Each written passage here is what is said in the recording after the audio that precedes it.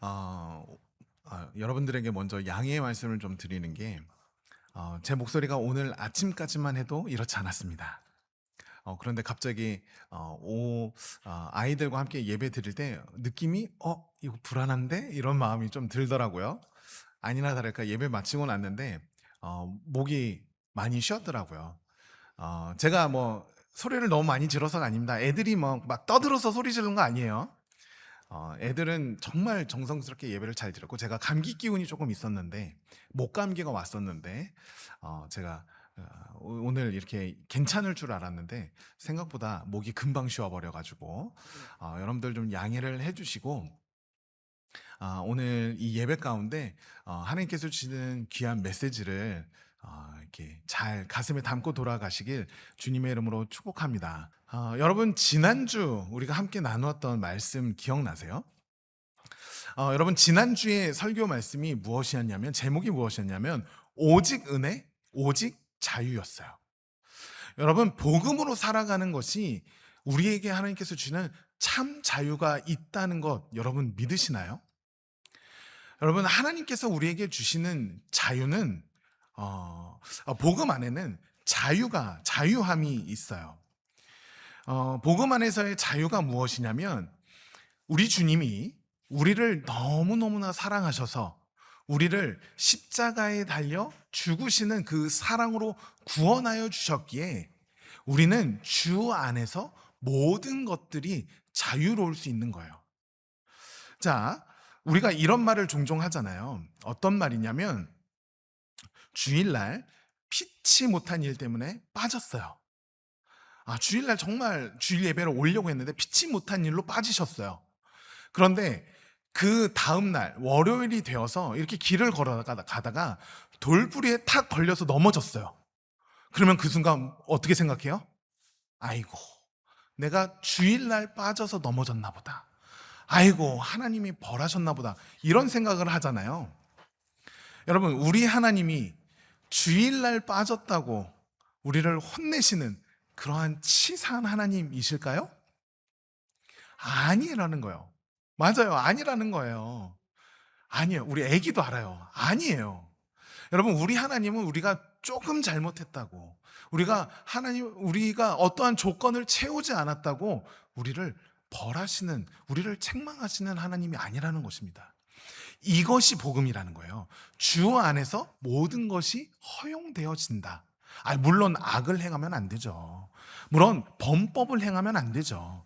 그건 말고 우리가 지켜야 할 것 같은 그러한 종교적인 행위들을 안 지켰을 때 하나님이 나를 벌하시는 것 아니야 라는 그러한 마음이 든다면, 그것은 우리가 주님의 복음 안에서 자유롭지 못하다라는 것을 증명하는 거예요. 그런데 주 안에서의 자유는 이것 외에도, 이것 말고도 또 다른 차원의 자유함이 있어요. 무엇이냐면, 내가 주님을 너무너무나 사랑하기에, 내가 나를 구원해 주신 주님의 그 사랑이 너무 크기에 힘들고 지치고 피곤하고 어렵고 재정적으로 조금 손해를 볼지 모르겠지만, 그럼에도 불구하고 나는 주일 예배에 빠지지 않을 거야 하는 그 자유. 여러분, 우리에게는 내 멋대로 해도 되는 자유가 있지만, 주님 안에 있는 이 복음 안에는 주님의 사랑에 감격하여 나의 원함을, 나의 소욕을 버릴 수 있는 자유도 우리에게 있다라는 것입니다. 이것이 주님 안에 있는 복음에서의 자유라는 거예요. 오늘 이곡 가운데 주님의 크신 은혜와 사랑, 그리고 복음의 그 심장이 여러분들 심령 안에 심겨지기를 주님의 이름으로 간절히 축복합니다. 오늘 2장의 말씀을 보면요, 2장 11절부터 21절까지의 말씀을 보면 참 재미있는 장면이 나와요. 자, 여러분, 예수님이 승천하시고 교회가 막 생겨났을 때 교회에 리더가 있었어요. 교회의 리더 누구였을까요? 교회 리더, 예수님의 수제자라고 불렸던 베드로가 교회의 리더였어요. 자, 그런데 오늘 말씀을 보시면 초대교회의 리더 중에 리더였던 베드로가 책망을 받는 장면이 등장을 합니다. 자, 갈라디아서 2장 11절 말씀 같이 볼까요? 같이 읽겠습니다. 시작. 게바가 안디옥에 이르렀을 때에 책망받을 일이 있기로 내가 그를 대면하여 책망하였노라. 자, 게바는 베드로의 이름이에요. 별명이에요. 게바. 자, 여러분 지금 게바 베드로가요. 책망받을 일이 있다는 거예요. 여러분, 그런데 이 베드로가요, 어떠한 인물이었냐면, 가톨릭에서는 첫 번째 교황을 누구라고 말하냐면, 베드로라고 말해요. 첫 번째 교황이 누구다? 베드로. 그만큼 사람들로부터 존경받고, 사람들로부터 인정받고, 사람들에게 칭송받았던 예수님의 제자가 누구였냐? 바로 베드로였다는 거예요. 그런데 그 베드로가 일개 성도인 바울에게 책망을 받았다는 거예요. 왜 책망받았을까요? 그 말씀이 12절, 13절 말씀에 나오는데 12절, 13절 말씀을 제가 이해하기 쉽도록 세번역 성경으로 가지고 왔어요. 우리 같이 함께 읽겠습니다. 시작.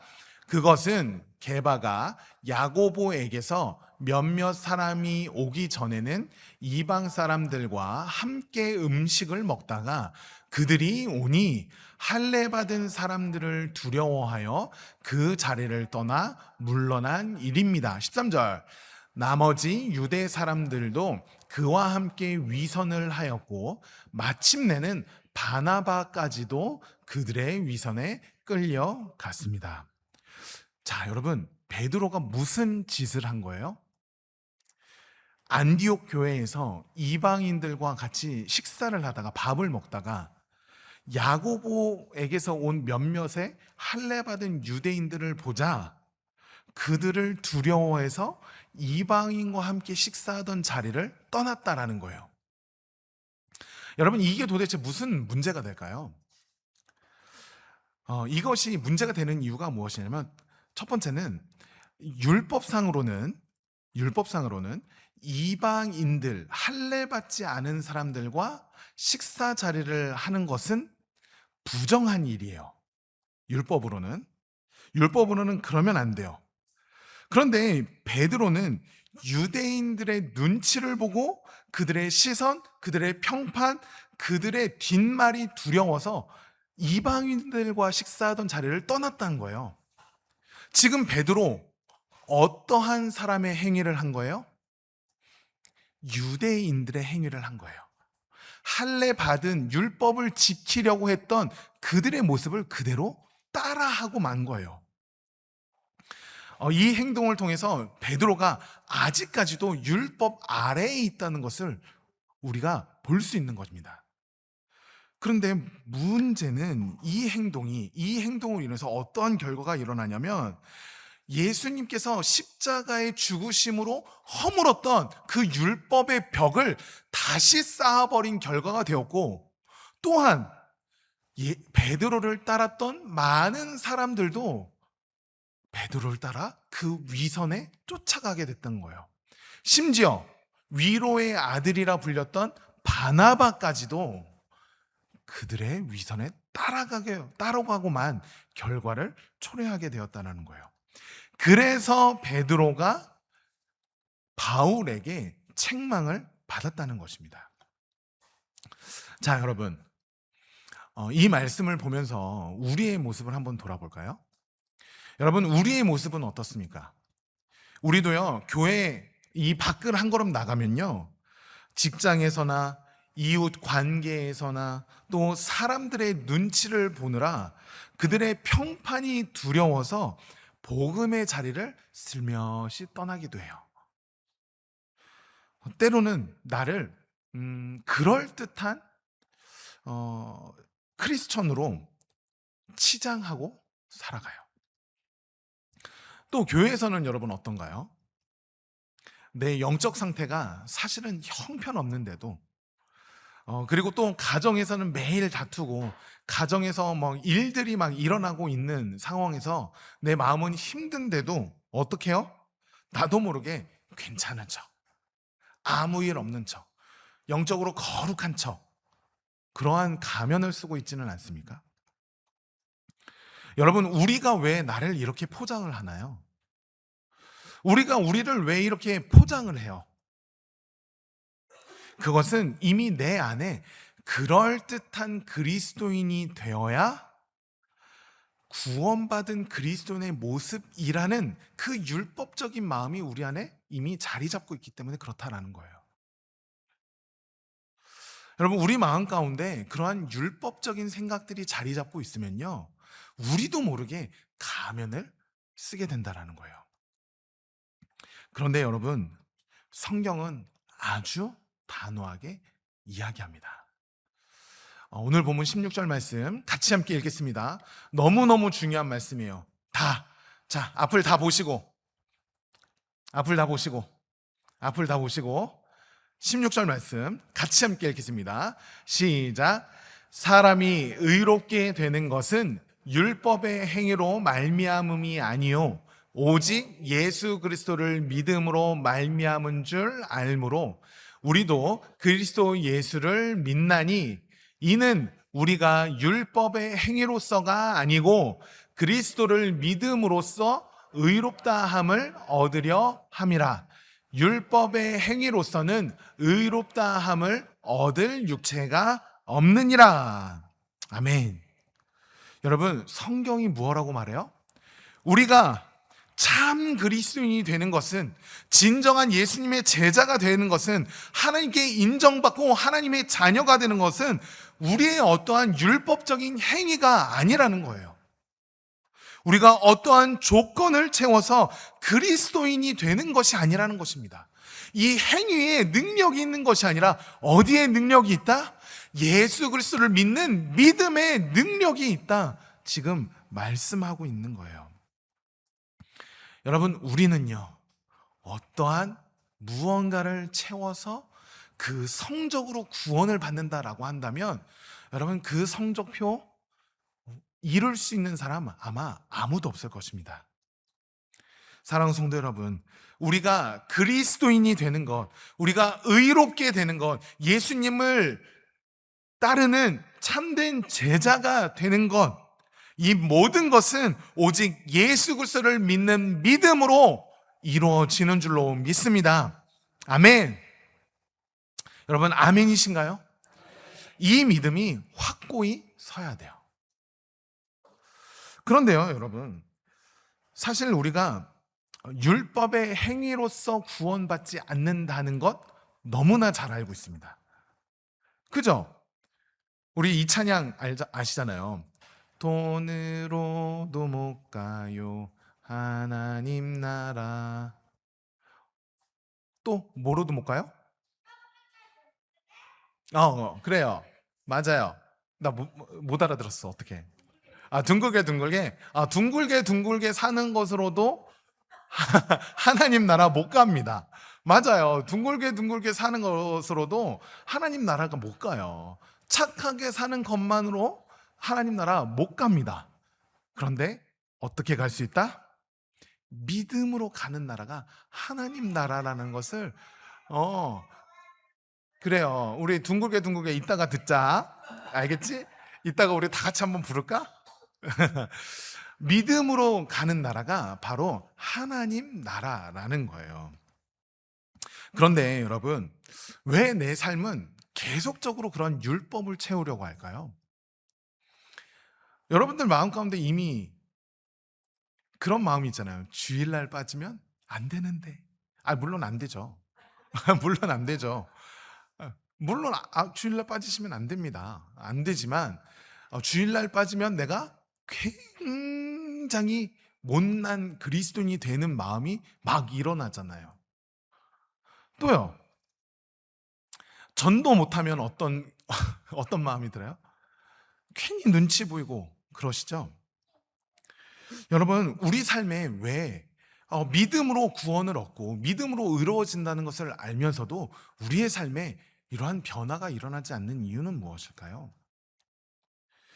예수님의 십자가 은혜를 알고 있음에도 불구하고, 예수 그리스도의 그 십자가의 사랑을 알고 있음에도 불구하고 왜 우리 삶에는 참 자유와 예수 그리스도의 그 복음이 우리 삶에 나타나지 않는 것일까요? 그 이유는 이 복음이 우리 삶에 실제가 되지 않았기 때문에 그래요. 복음이 내 삶에 실제가 되지 않았기에 여러분, 아무런 변화가 일어나는 것처럼 보이지 않는다는 거예요. 그렇다면 여러분, 오늘의 핵심 포인트, 예수님을 믿는 믿음으로 의로워진 우리가 어떻게 하면 복음이 실제되는 삶을 살아갈 수 있을까요? 어떻게 하면 복음이 실제가 되는 삶을 살아갈 수 있을까요? 그 비밀이 오늘 본문 말씀 갈라디아서 2장 20절에 있습니다. 우리 같이 한번 읽어볼까요? 시작. 내가 그리스도와 함께 십자가에 못 박혔나니 그런즉 이제는 내가 사는 것이 아니요 오직 내 안에 그리스도께서 사시는 것이라. 이제 내가 육체 가운데 사는 것은 나를 사랑하사 나를 위하여 자기 자신을 버리신 하나님의 아들을 믿는 믿음 안에서 사는 것이라. 아멘. 여러분, 복음이 실제되는 비결이 바로 이 20절 말씀 안에 담겨져 있어요. 자, 그러면 이 20절 안에 담겨져 있는 이 비밀, 어떤 것일까요? 첫 번째, 우리 같이 함께 읽겠습니다. 시작. 십자가는 하나님이 우리에게 발행해 주신 완불 영수증입니다. 여러분, 복음이 우리에게 실제가 되지 않는 이유는 예수님의 십자가를요, 계약상으로 이렇게 좀 생각해 보았을 때, 완전 이 계약금을 완전히 지불하지 않은, 이 보증금을 완전히 지불하지 않은, 잔금을 완전히 치르지 않은 계약금 정도만 걸어놓은 것처럼 여기기 때문에 그렇다는 거예요. 자, 십자가로 예수님께서 계약금을 걸어주셨으니 나머지 잔금은 내가 착하게 살고 전도하고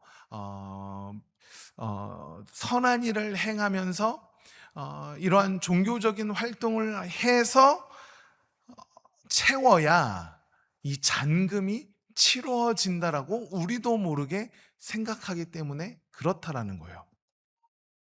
그런데 아니라는 것입니다. 아니에요. 여러분, 우리 주님 치사하게 계약금만 주시는 분이 아니세요. 우리 주님 계약금만 조금 주시는 분이 아니라 모든 값을 치르신 분인 줄로 믿습니다. 철저하게 예수님의 그 십자가에서 예수님께서 모든 것을 다 지불하신 줄로 믿습니다. 여러분, 예수님께서요, 숨을 거두시기 전에 뭐라고 고백하셨냐면 요한복음 19장 30절 말씀 같이 읽겠습니다. 시작. 예수께서 신 포도주를 받으신 후에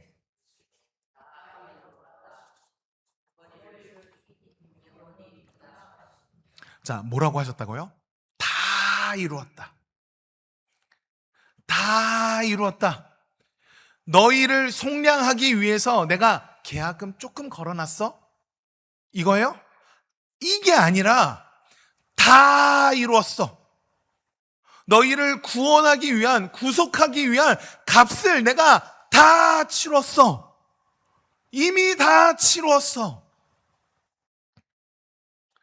여러분, 우리의 모습을 내가 스스로 보기에는 무언가 부족한 것 같고 무언가 더 채워야 할 것 같지만 아니요, 이미 우리 주님이 완전히 지불하였음을 믿습니다.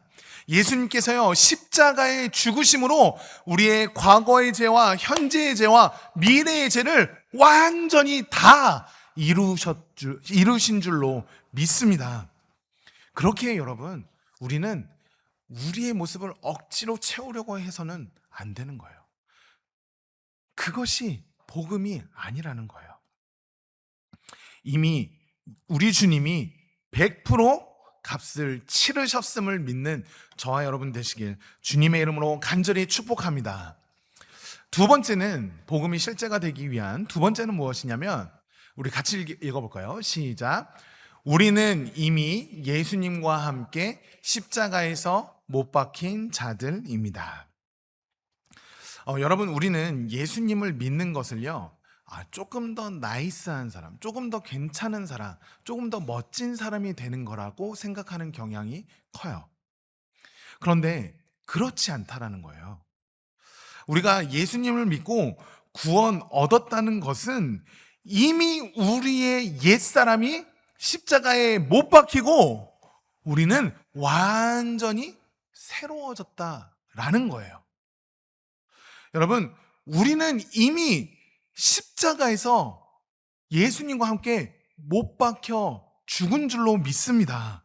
그리고 우리를 완전히 새롭게 우리 주님께서 살리신 거예요. 그래서 고린도후서 5장 17절 말씀에 이렇게 고백하지 않습니까? 우리 같이 한번 읽어볼까요? 시작. 그런즉 누구든지 그리스도 안에 있으면 새로운 피조물이라. 이전 것은 지나갔으니 보라 새 것이 되었도다. 자, 우리 옆에 계신 분들하고 인사하겠습니다. 당신은 새로운 피조물입니다. 인사하겠습니다. 당신은 새로운 피조물입니다.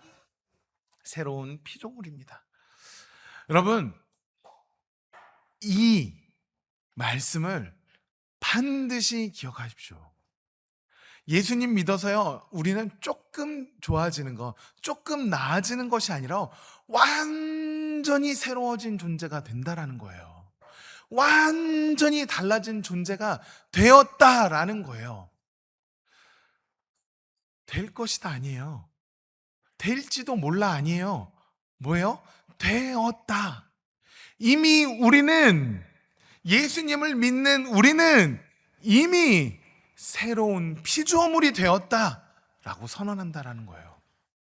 그렇게 여러분 속지 마십시오. 옛날로 돌아가려고 하는 그 모습 속에서 나는 아직도 멀었네. 아직도 나는 틀렸나 봐. 이 말에 속지 마십시오. 여러분들 이미 새로운 피조물인 줄로 믿습니다. 여러분, 옛사람은요 이미 십자가에 못 박혔어요. 2000년 전에 우리 주님이 완전히 십자가에서 못 박아 주신 거예요. 우리가 이것을 믿을 때 이것이 우리 심령 가운데 심겨져서 깨달아지는 은혜가 있을 때 복음이 실제가 되는 것입니다. 자, 이제 마지막으로 세 번째, 복음이 실제되는 것. 마지막 세 번째는 무엇이냐면, 우리 같이 한번 읽어볼까요? 시작. 내 안에 계신 예수로 살아가는 것입니다. 내 안에 계신 예수로 살아가는 것입니다. 자, 20절 말씀 다시 한번 볼까요? 20절 말씀에 내가 그리스도와 함께 십자가에 못 박혔나니 그런즉 이제는 내가 사는 것이 아니요 누가 사시는 것이라? 오직 내 안에 그리스도께서 사시는 것이라. 자, 우리의 존재는 이미 옛사람은 예수님과 함께 십자가에 못 박혔잖아요. 그러면 이제 누가 사는 거다? 누가 사는 거다? 내 안에 그리스도께서 사시는 것이다 라고 말하는 거예요. 자, 그런데 여러분, 이 개념이요 사실 어려워요. 내 안에 그리스도께서 사시는 것이 어떤 것인지 여러분 단번에 이해되시나요? 내 안에 그리스도께서 사시는 것이 뭘까요? 내 안에 그리스도께서 사시는 것이 뭘까요? 우리 주님이 아주 친절하게 바로 이어서 설명해줘요. 뭐냐면 이제 내가 육체 가운데 사는 것은 나를 사랑하사 나를 위하여 자기 자신을 버리신 하나님의 아들을 믿는 믿음 안에서 사는 것이라. 뭐라고요? 뭐라고요? 나는 죽고 내 안에 예수 그리스도께서 사시는 것은 무엇이다? 하나님의 아들을 믿는 믿음 안에서 사는 거라는 거예요. 하나님을 믿는 믿음 안에서 사는 것이 내 안에 계신 예수 그리스도로 살아가는 것이다라고 설명해 주고 있는 거예요.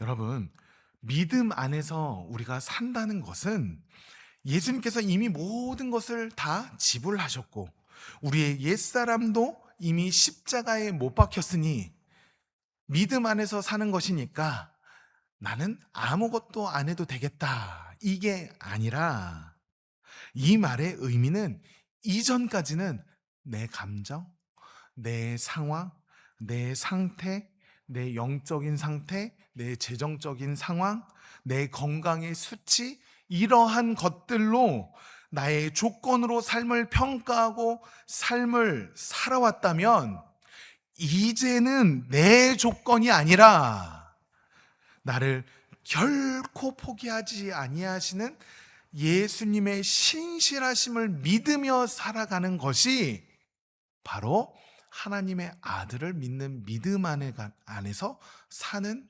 것이다 라는 거예요.